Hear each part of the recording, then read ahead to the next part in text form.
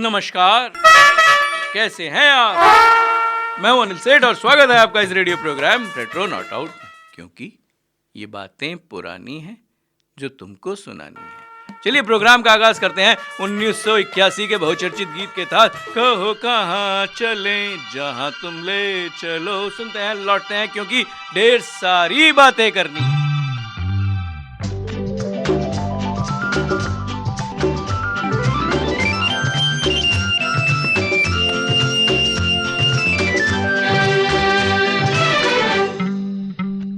कहो कहाँ चले जहाँ तुम ले चलो, कहो कहाँ चले जहाँ तुम ले चलो, फिर भी मंजिल कहाँ, जहाँ हमसे मिलो। कहो कहाँ चले जहाँ तुम ले चलो, फिर भी मंजिल कहाँ, जहाँ हमसे मिलो। कहो कहाँ चले जहाँ तुम ले चलो।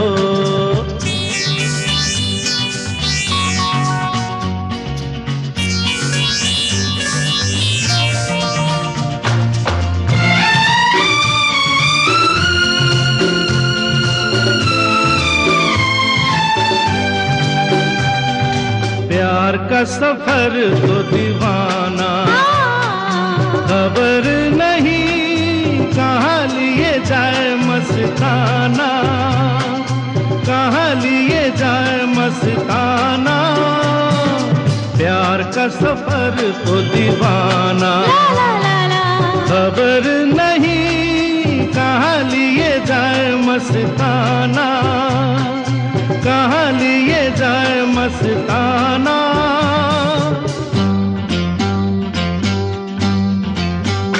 मोड़ आए जहाँ वहाँ मिलके चलो, फिर भी मंजिल कहाँ, जहाँ हमसे मिलो। कहो कहाँ चले जहाँ तुम ले चलो।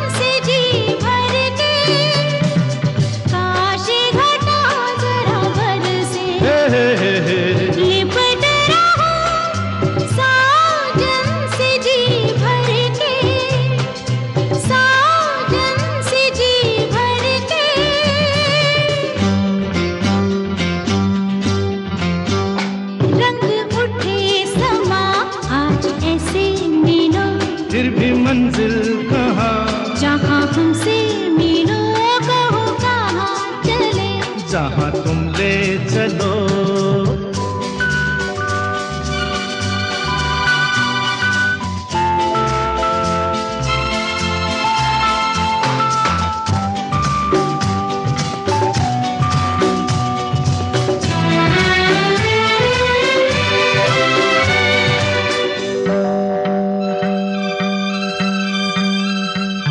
बरखा की देखो रंग रलियां, बूंदे नहीं तुम पे लुटा रही कलियां, तुम पे लुटा रही कलियां। दिल तो कहीं जाने जाना, रुक जा यहीं, आगे कहीं नहीं जाना, आगे कहीं नहीं जाना।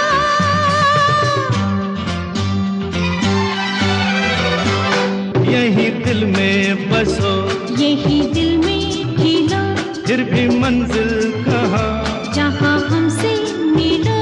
कहो कहाँ चले जहाँ तुम ले चलो, फिर भी मंजिल कहाँ, जहाँ हमसे मिलो। कहो कहाँ चले जहाँ तुम ले चलो। कहो कहाँ चले जहाँ तुम ले चलो। कहो कहाँ चले जहाँ तुम ले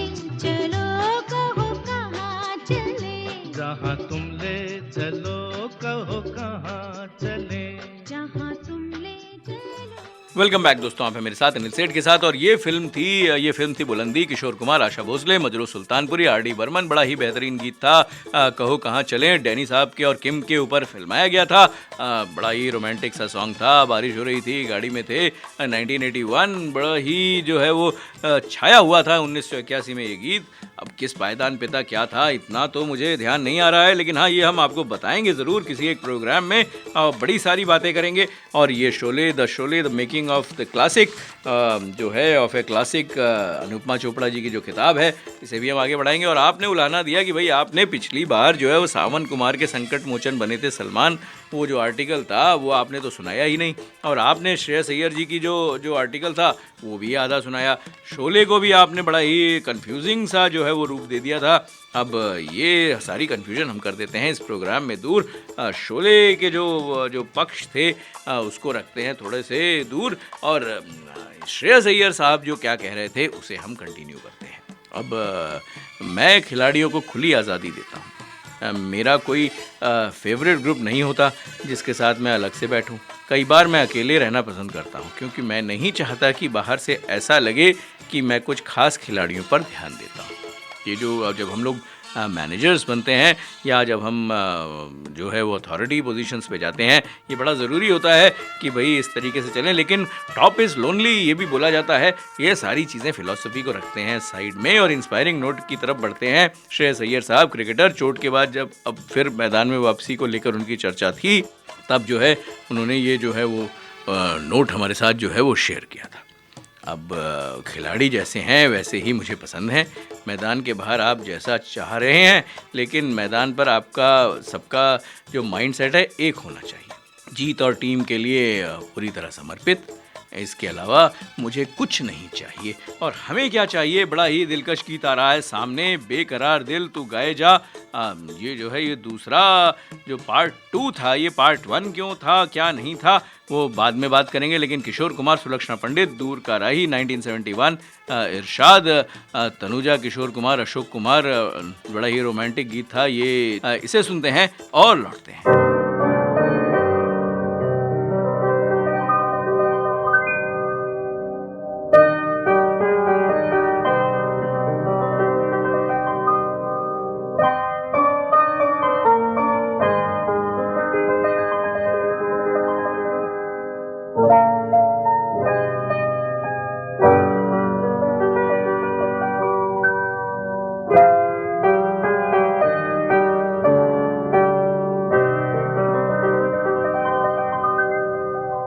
बेकरार दिल तू गाए जा, खुशियों से भरे वो तराने, जिन्हें सुन के दुनिया झूम उठे और झूम उठे दिल दीवाने। बेकरार दिल अरे तू गाए जा।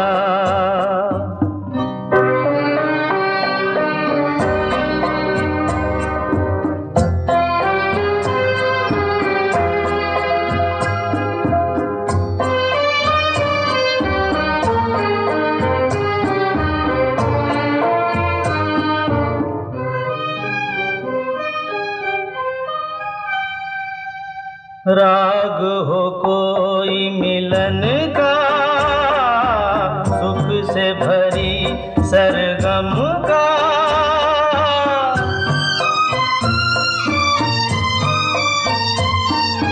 युग युग के बंधन का, साथ हो लाखों जन्म का। ऐसे ही बहारें गाती रहे और सजते रहे वीराने, जिन्हें सुन के दुनिया झूम उठे और झूम उठे दिल दीवाने। बेकरार दिल तू गा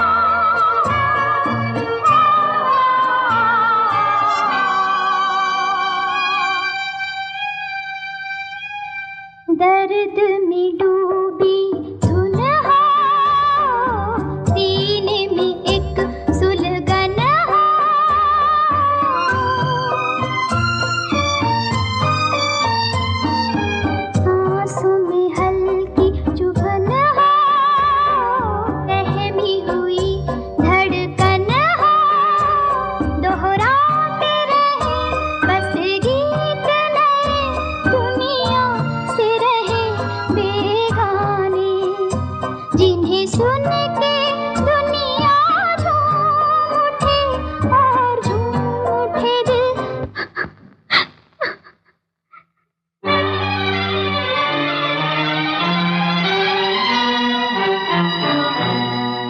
वेलकम बैक दोस्तों, आप हैं मेरे साथ अनिल सेठ के साथ। अब तक तो आपको पता चल ही गया होगा कि सुलक्षणा पंडित जी के गाए हुए गीतों को हमने ध्यान में रखते हुए बड़े सारे प्रोग्राम पिरो दिए, और ये भी वही एक प्रोग्राम है। और शोले, हाँ जी शोले, बिल्कुल शोले, जहाँ भी देखें वहाँ शोले। लेकिन हाँ, ये मेकिंग ऑफ क्लासिक शोले जो अनुपमा चोपड़ा जी की जो किताब है बड़ी अद्भुत है।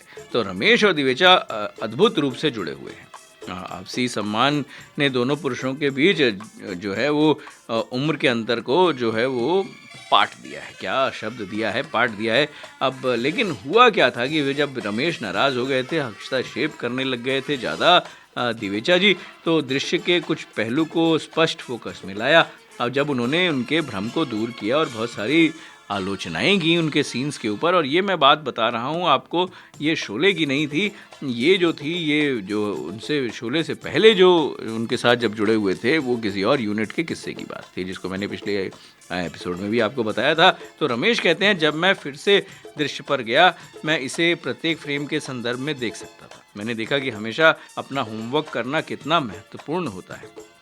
इसने काम करने का एक नया तरीका खोल दिया, यानी कि you think, you define and then you shoot. अब आपसी सम्मान ने दोनों पुरुषों के बीच जो थी वो उम्र की दूरी जो पाट दी थी। एक 55 थे, एक 29 थे। अब दिवेचा कौन थे, रमेश कौन थे, किसका क्या था, ये आप सोचिए। हालांकि जो है दिवेचा जी जो थे वो उम्र दराज थे। अब रमेश ने उन्हें देव साहब कहा और दिवेचा ने जवाब में रमेश जी कहा। अब सेट पर निर्देशक और छायाकार कुल सद्भाव में थे। दिवेचा ने रमेश के मन में तख्तों को सही तरीके से जो है वो उतारना शुरू कर दिया, और यह परिणाम प्राप्त करने के लिए वो जो चाहते थे वो करते थे, और उन्होंने किसी को बख्शा नहीं, स्टार्स को भी नहीं।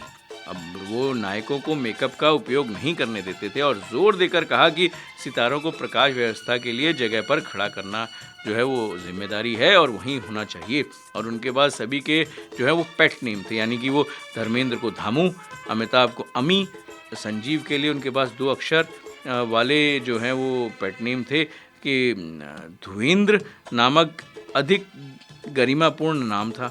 क्योंकि सच बोलें तो भाई जो संजीव जो थे वो एक महान अभिनेता थे। सच कहूँ तो साथ ही एक महान अभिनेता हैं, लेकिन जब वो एक शॉट तैयार हो जाता है तो दिवेचा ने नाम से सितारों के लिए जो है वो शोर नहीं मचाया था, बस एक हॉर्न बजाया था, यानी कि आवाज़ ने अभिनेताओं को बुलाया। जब हम अब ये इसको जरा थोड़ा सा स्पष्ट कर देते हैं कि जब हम बड़े जो सेट्स पे होते हैं और जब हमारे बीच में एक टीम कल्चर आ जाता है तो हम जो है वो पेट नेम्स भी बना लेते हैं। इस तरीके की चीज़ें भी होती हैं, ये बड़ी ज़रूरी होती हैं टीम बिल्डिंग और टीम के लिए, और ये हम उस समय देख भी रहे थे। अब मुझे याद आ रहा है, फिल्म थी संकल्प 1974, सुलक्षणा पंडित, विनोद शर्मा, खयाम, कैफी आज़मी, राग बेस सॉन्ग था, जहाँ तक मुझे लगता है ये राग भैरवी था। अब तू ही सागर तू ही किनारा, ढूंढता है तू किसका सहारा, ऐसे कुछ बोल थे। इसे सुनते हैं और लौटते हैं।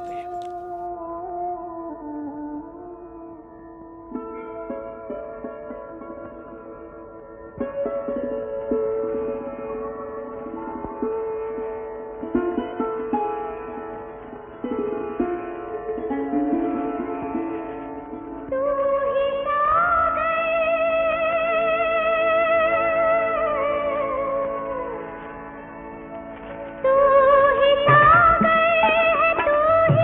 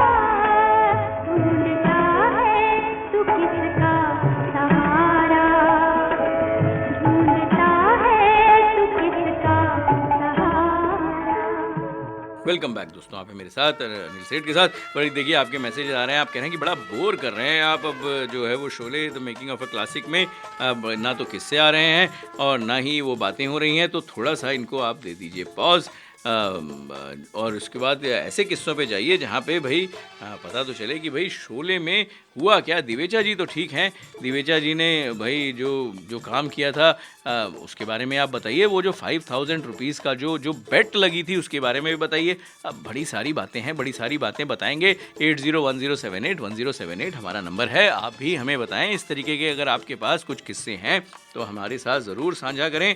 देखिए ना बड़ी सारी बातें हुई और फिर हमने कभी एक बात और कही थी कि राम बलराम की जो स्टार कास्ट थी वो बड़ी धमाकेदार थी। धर्मेंद्र, अमिताभ बच्चन, जीनत अमान और साथ में थे रेखा, जीत, अमजद खान, प्रेम चोपड़ा, हेलेन। अब आप ये देखिए ना, इतने सारे दर्जनों विलन थे इसमें और मज़ा आ गया था इसका पोस्टर देखते हुए कि भाई इसका जो पोस्टर था मुझे अभी भी याद है कि भाई हेलमेट पहने हुए थे शायद धर्मेंद्र साहब और लटके हुए थे शायद सीढ़ियों पे किसी एयरक्राफ्ट से अमिताभ बच्चन और धर्मेंद्र, और दोनों के हाथों में बंदूकें थी। बड़ा ही दिलकश सा और बड़ा ही लुभावना सा जो है वो एक पोस्टर हुआ करता था।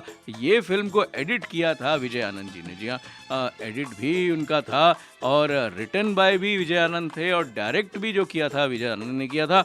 फिल्म जो देखेंगे तो दिलचस्प तो लगेगी, हालांकि मोनोटोनस थी उस समय की फिल्में, लेकिन बड़े ही कहते हैं ना फॉर्मूला टाइप फिल्म थी। तो इसी फिल्म का एक और गीत लेते हैं। मुझे याद आ रहा है, अब तो राम ही जान बचाए, बेड़ा पार लगाए, मोहम्मद रफ़ी, आशा भोसले और दिलराज कौर। आप ढूंढिएगा दिलराज कौर कौन थी, पर बहुत ही बेहतरीन गीत सुनते हैं, लौटते हैं।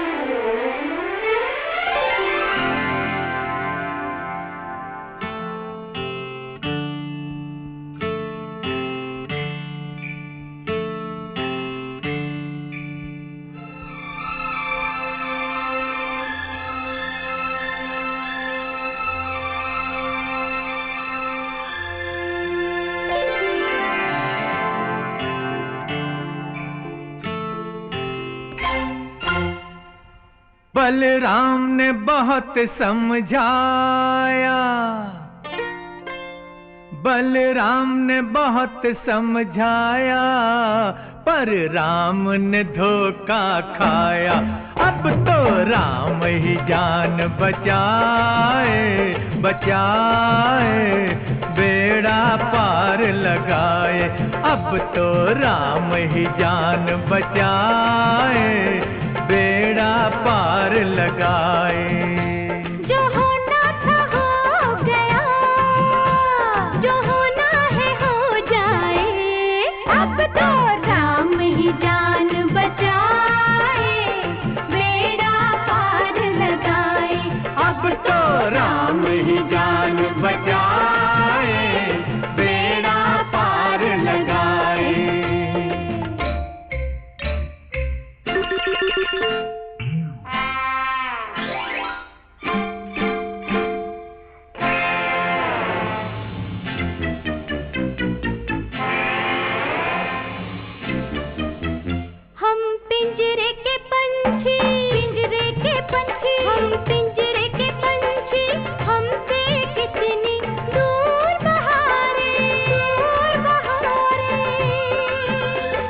मिलकर सोचे, मिलकर सोचे, आओ मिलकर सोचे, अपनी बिगड़ी आप सवारे। तेरी सारी बातें जैसे लकड़ी की तलवारें, लकड़ी की तलवारें, लकड़ी की तलवार दो, तलवार दो, मुश्किल में काम न आए। अब तो राम ही जान बचाए, बेड़ा पार लगाए। अब तो राम ही जान बचाए, बेड़ा पार लगाए।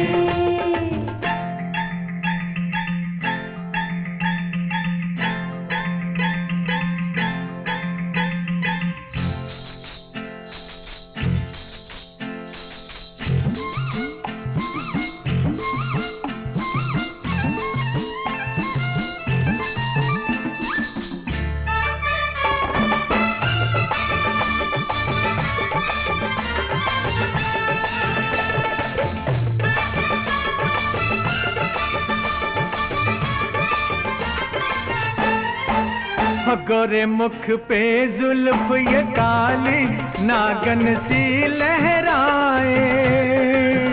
नागन से रहना दूर, सपेरे तुझे डस ना जाए। जान हथेली पर जो रखे अपने पास वो आए।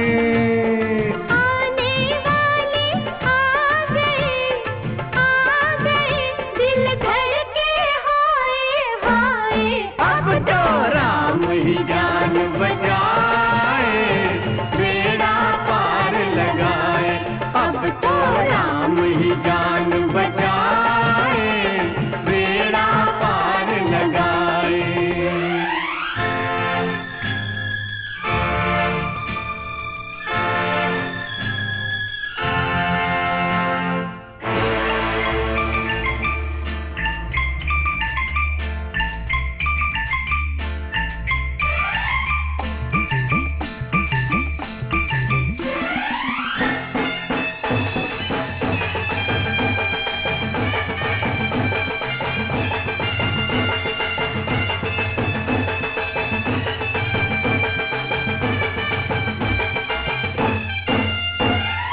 जब तक राम की सेना आए गाते रहो ये गाना।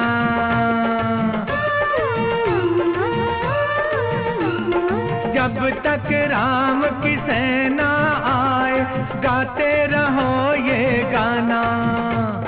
बंद है सारे दरवाजे, हर रास्ता है अनजाना।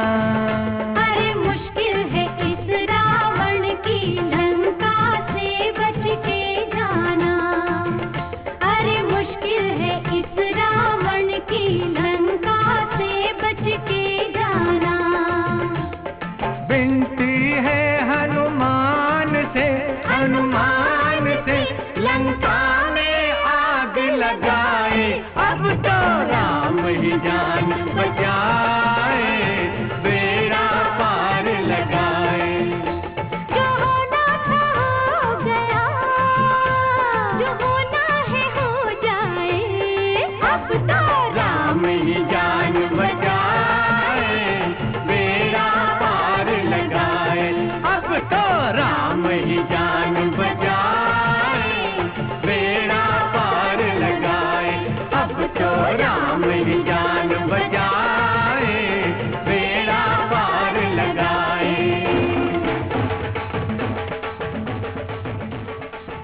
वेलकम बैक दोस्तों, आप हैं मेरे साथ अनिल सेठ के साथ। हम हैं Manav Rachna radio 107.8 FM। Feel good feel live. बड़ी सारी चीज़ें, बड़ी सारी बातें। 5,000 रुपये की बेट और 5,000 1973-74 में बड़ी ही अच्छी जो है वो वैल्यू मानी जाती थी।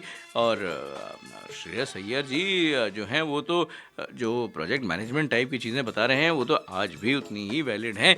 अब लेकिन आप लोग कह रहे हैं भाई वो किस्सा ज़रूर सुनाइएगा, इस बार नहीं सुनाएंगे तो बड़ी गड़बड़ हो जाएगी। तो सावन कुमार के संकट मोचन बने थे सलमान। सलमान की जो है वो सालगिरह थी, तो इसी बात पर रूमी जाफरी साहब ने बड़ा ही दिलकश जो है वो एक किस्सा शेयर किया। उसके साथ पिछले 30 सालों का सफ़र उन्हें याद आया। बहुत सी बातें, बहुत सी किस्से मन में उमड़ने लगे, तो सोचा कि भाई कुछ साझा करूं। Thank you very much Rumi Jaffery साहब। एक बार मैं और सलमान घर पर बैठे थे। अब मैं उठकर जाने लगा तो सलमान ने कहा, रूमी भाई रुको। उन्होंने एक हीरो का नाम लिया जिसका नाम लिखना वो उचित नहीं समझते थे, तो हम भी आपको नहीं बताएंगे, और कहा कि वो आने वाले हैं। मैंने कहा ठीक है, फिर आप उनके साथ बैठो, मैं जाता हूँ। वो बोले नहीं नहीं आप बैठो, मुझे नहीं पता कि वह किस बात के लिए आ रहे हैं, आप भी सुनो कि किस काम के लिए आ रहे हैं।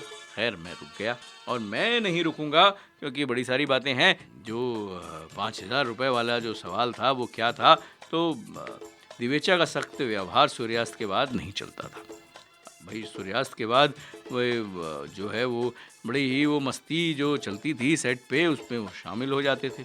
यहाँ तक कि सबसे कठिन पार्टियर्स को भी वो पछाड़ देते थे। सुबह 3 बजे तक वापस जो है वो पार्टियाँ चलती रहती थी, फिर भी ठीक 6 बजे वो लॉबी में होते थे, एकदम स्टोन की तरह शांत, एक कठिन दिन के काम के लिए तैयार। एक रात विनोद खन्ना एक अन्य फिल्म शूटिंग का हिस्सा जो था उसमें थे, और वो अशोक में रह रहे थे। अशोका होटल में रेस्टोरेंट में शोले टीम जो है वो बैठी हुई थी। अब विनोद ने दिवेचा से लेंस पार्टनर को लेकर चर्चा की। लेंस के सामने के टुकड़े को एक अडेप्टर कहा जाता है। अब विनोद ने कहा और पीछे का टुकड़ा एक डायोप्टर होता है। अब ऐसा नहीं है, दिवेचा ने जोर देकर कहा। अभी वो जो है वो शुरू ही नहीं हुए थे, मतलब पार्टी में शुरू नहीं हुए थे। उन्होंने बोला कि ये उल्टा है, सामने का हिस्सा एक डायोप्टर है और पीछे का हिस्सा एक अडेप्टर है। अब तू कैमरामैन नहीं है, तेरे को नहीं मालूम। अब इस तरीके से उन्होंने जो है वो बोला। अब आप इस चीज़ के बारे में कुछ नहीं जानते हैं। चर्चा आधी रात के बाद भी जारी रही। 5,000 रुपये का दांव लगाया गया। अंत में दिवेचा ने होटल के कर्मचारियों को किताबों की दुकान खोलने के लिए मजबूर किया। उसने एक शब्दकोश को जांचा और बेशक वह सही थे, क्योंकि विनोद के पास 5,000 रुपये नहीं थे, इसलिए उन्होंने अपनी पोर्टिको फिलिप घड़ी को जो है उनको दे दिया। दिवेचा के ऑपरेटिव कैमरामैन अनवर ने अगले 8 दिन तक घड़ी पहनी, लेकिन दिवेचा के निर्देश पर यूनिट के मुंबई लौटने पर उसे विनोद खन्ना जी को वापस दे दिया गया था। तो ये था 5,000 रुपये का किस्सा। और मुझे याद आ रहा है एक और किस्सा। एक बाप 6 बेटे 1978 में आई थी। सुलक्षणा पंडित, मोहम्मद रफ़ी, राजेश रोशन का संगीत था, मजरू सुल्तानपुरी के गीत थे। घड़ी मिलन की आई तू छुट्टी लेकर आजा, ऐसे कुछ बड़े ही चुलबुले से जो है वो बोल थे। इसे सुनते हैं और लौटते हैं। एक बाप 6 बेटे, ऐसी भी फिल्म थी 1978। भाई हमारी टीम जो है वो बड़ी ही दिलकश है, बड़ी ही कहाँ से ढूंढ के जो है वो गाने लेके आती है। Thank you very much. इसे सुनते हैं और लौटते हैं।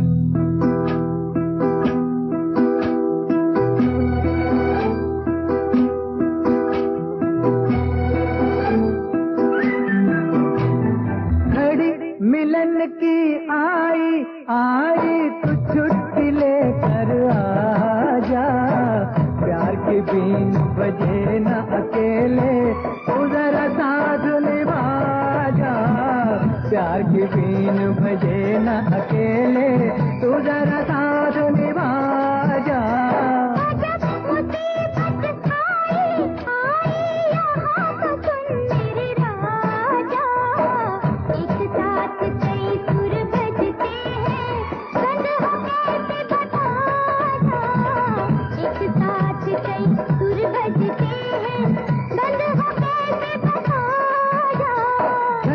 मिलन की आई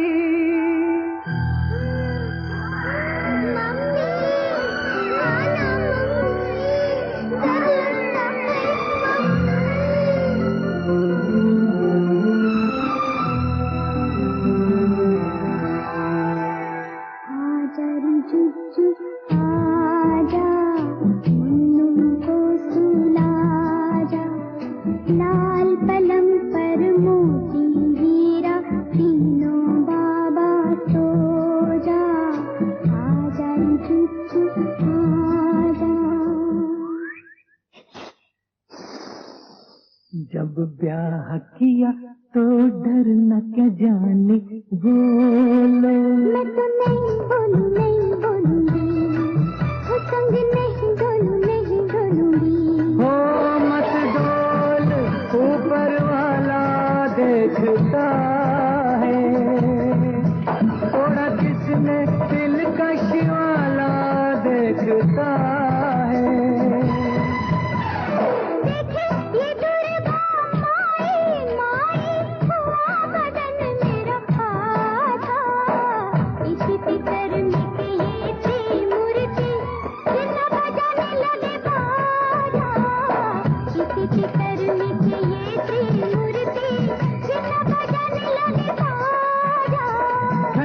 मिलन की आई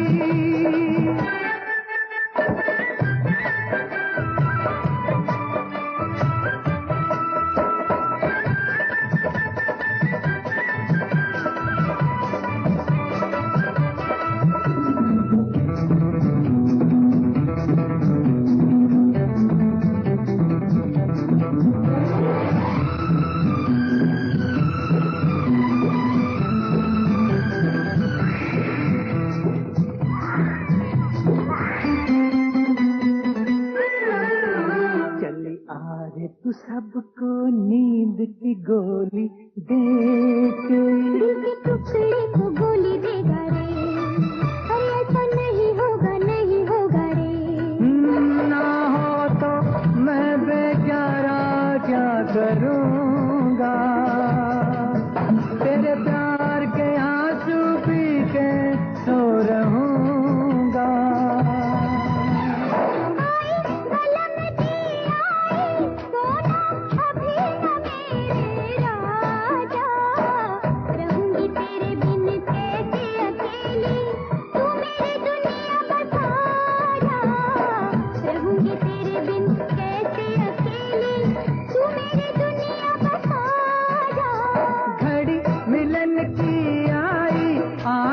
तू छुट्टी लेकर आ जा, प्यार की बीन बजे ना अकेले, तू जरा साथ निभा जा, प्यार की बीन बजे ना अकेले, तू जरा साथ निभा जा, घड़ी मिलन की आए।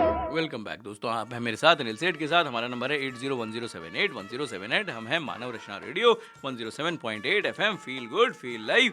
तो अब आप लोग कह रहे हैं कि भाई वो संकट मोचन बने थे सलमान सावन को मार के, उस किस्से को आगे बढ़ाइए। और ये जो दिवेचा जी का किस्सा है, इसमें से आप जो है ढूंढ ढूंढ के लाए शोले के सेट के आसपास जो हो रहा था उस समय क्या हो रहा था, बड़ी दिलचस्प लग रहा है। लेकिन इसे करते हैं पॉज और वापस जाते हैं भाई वो किस्से पर। रूमी जाफरी साहब, thank you very much once again. तो थोड़ी देर के बाद में ही वो हीरो आया, आकर बैठा। अब ये कौन सा हीरो था? सलमान खान से कोई मिलने आ रहा था, जिसमें रूमी जाफरी साहब को उन्होंने बोला कि आप भी रुक जाइए, न जाने किस काम से किस काज से आ रहा है। तो थोड़ी देर के बाद में हीरो आ गए, आकर मिले और बैठे और सलमान से बोले, ब्रदर मुझे तुमसे एक एडवाइस चाहिए, मैं बहुत टेंशन में हूँ। सलमान ने कहा, बोलो क्या टेंशन है? वो बोले, मेरी पिछली 2-4 फिल्में जो हैं वो चली नहीं हैं, मैं डर गया हूँ, इसलिए पिछले 8 महीने से मैंने कोई फिल्म साइन नहीं की है। सलमान ने पूछा, मुझसे क्या चाहते हो? वो बोला, बस इतना बता दो कि तुम फिल्में कैसे चुनते हो, ताकि मैं भी साइन करते वक्त इस बात का ध्यान रखूं। अब सलमान बोले, देखो एक फिल्म साइन करते वक्त कभी दिल बोलता है कि कर लो यार, इतना पुराना दोस्त है, इतना अच्छा आदमी है, कर लो यार। आप फिल्म कर लेते हैं और वह फ्लॉप हो जाती है।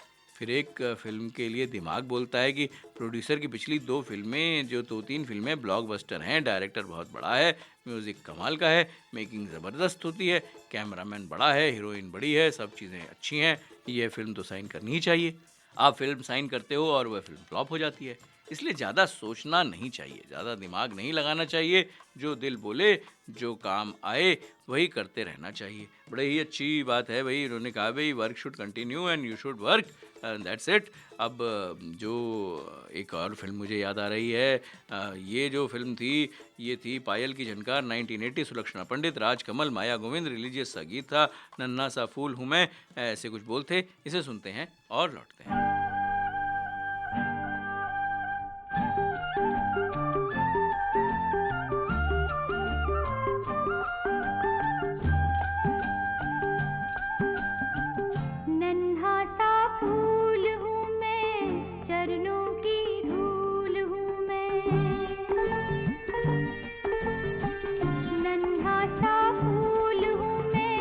चरणों की धूल हूँ मैं, आई हूँ मैं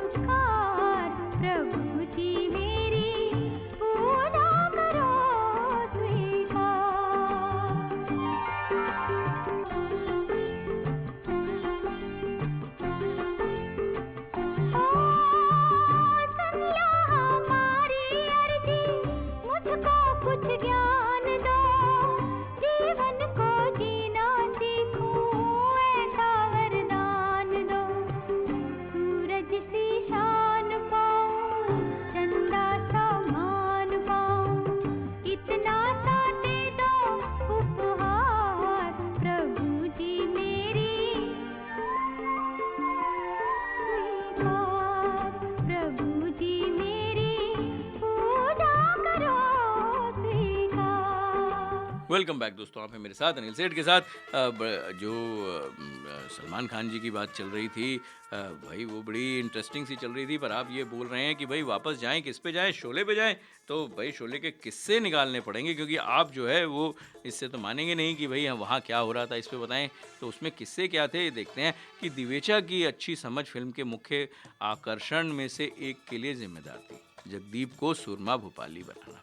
जगदीप आसानी से भूमिका में फिसल गए थे। जावेद ने उसे एक टेप दिया था कि संवाद कैसे बोलना है, और उसने जावेद के लिप्स के नीचे अजीबोगरीब उच्चारण को पूरा किया था।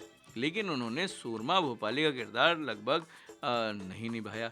एक दिन उन्हें जल्दबाजी में शूटिंग के लिए बेंगलोर बुलाया गया और फिर उनकी एड़ी को ठंडा करने के लिए बनाया गया, यानी कि कुछ ऐसा किया गया कि भाई उनकी एड़ी थोड़ी सी ठंडी कर दी जाए, ऐसा जो है वो शॉट लिया जाए ताकि वो थोड़े से यानी कि ठंड टाइप का जो है वो जो डायलॉग बोलें। अब रमेश अन्य कलाकारों के साथ शॉट्स को जो है वो करने में व्यस्त थे।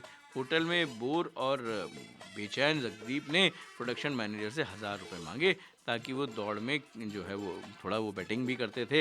इसको हम अवॉइड करेंगे भाई, अब जगदीप साहब एक अच्छे अभिनेता थे, अब भाई वो लेकिन वो बैटिंग करें।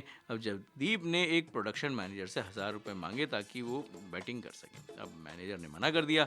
अब इस बात से आहत जगदीप ने अपना बैग पैक करा और मुंबई लौटने का फैसला किया।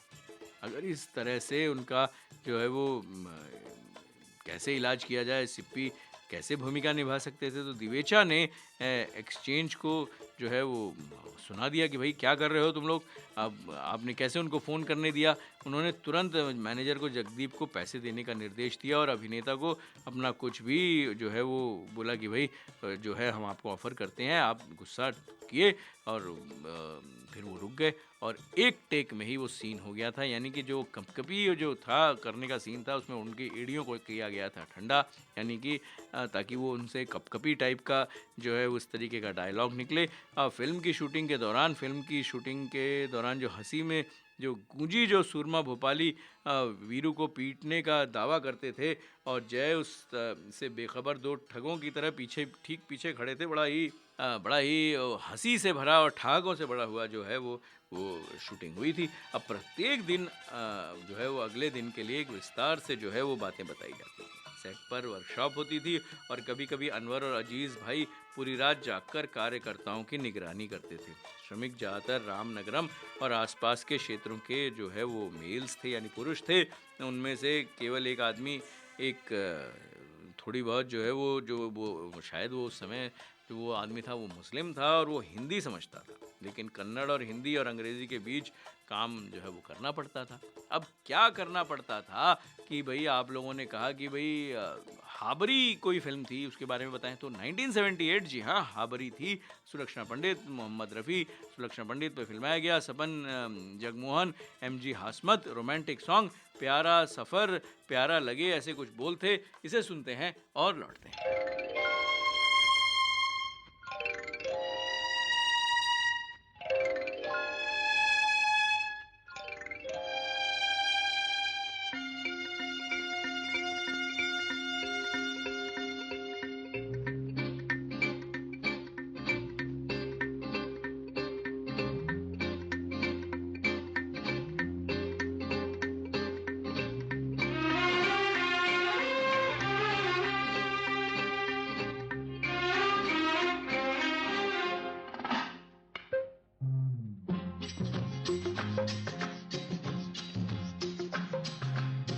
प्यारा लगे प्यारा लगे प्यारा लगे प्यारा लगे, प्यार की राहों का प्यारा सफर प्यारा लगे रात और दिन का ये मिलन, प्यार की राहों का प्यारा सफर प्यारा लगे।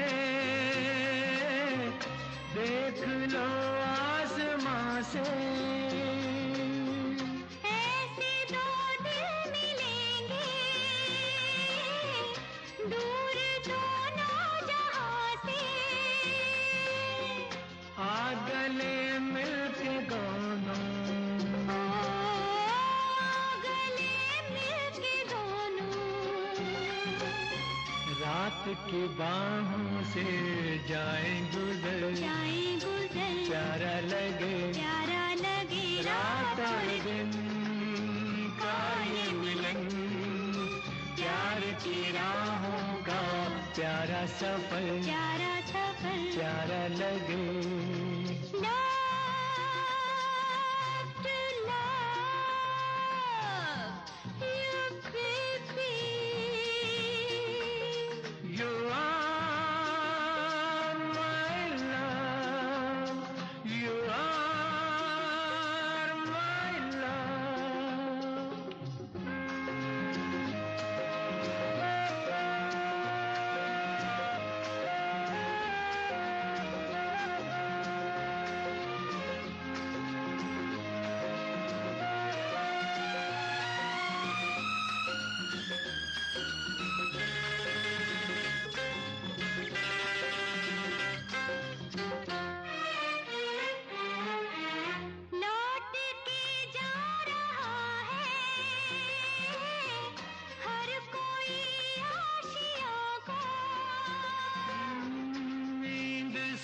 आ रही है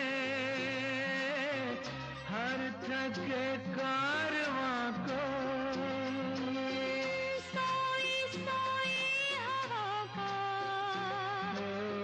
सोई हवा का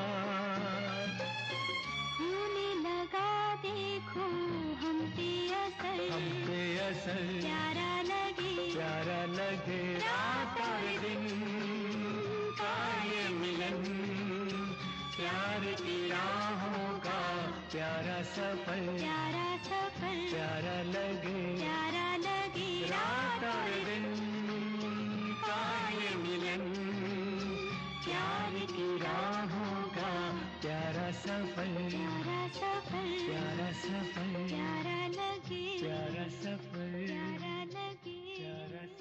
वेलकम बैक दोस्तों, आप हैं मेरे साथ अनिल सेठ के साथ। देखिए ना भाई, बात करते करते यही नहीं पता चला कि भाई घड़ी जो है वो साथ ही नहीं दे रही है। अब जाने का समय हो गया है, फिर अगले हफ्ते हाजिर होंगे एक और संस्करण के साथ। लेकिन जो है वो थोड़ी सी जो बातें थी वो तो हम आपको पूरी सुनाएंगे ही।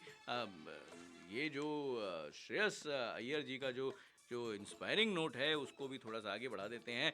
तो बोलते हैं कि मैं खिलाड़ियों को खुली आज़ादी देता हूं, मेरा कोई फेवरेट ग्रुप नहीं है, ये तो उन्होंने बता ही दिया था, और वो टीम के लिए पूरी तरह से समर्पित रहते हैं और इसके अलावा भाई वो कुछ और नहीं चाहते। अब आप टीम को इतनी आज़ादी देते हैं तो वो भी समझते हैं कि लीडर आपके साथ खड़ा है। मैं ऐसा लीडर हूं जो चाहे जैसे हालात हों टीम का साथ दे। अब ये घड़ी लेकिन जो है हमारा बिल्कुल भी साथ नहीं दे रही है। अब मैं छोड़े जा रहा हूँ, आपने कहा बैक टू बैक, तो पायल की झनकार 1980, आनंद कुमार, सुलक्षणा पंडित, राज कमल, माया गोविंद, क्लासिकल सॉन्ग पायल की झनकार 1980, झिरमिर झिरमिर सावन आयो। इसे सुनते हैं, अगले हफ्ते लौटते हैं। स्वस्थ रहिए, खुश रहिए, हमें लिखते रहिए, गीत सुनते रहिए। अगले हफ्ते फिर मुलाकात होगी एक नए संस्करण के साथ। आपका होस्ट और दोस्त अब विदा चाहता है। धन्यवाद।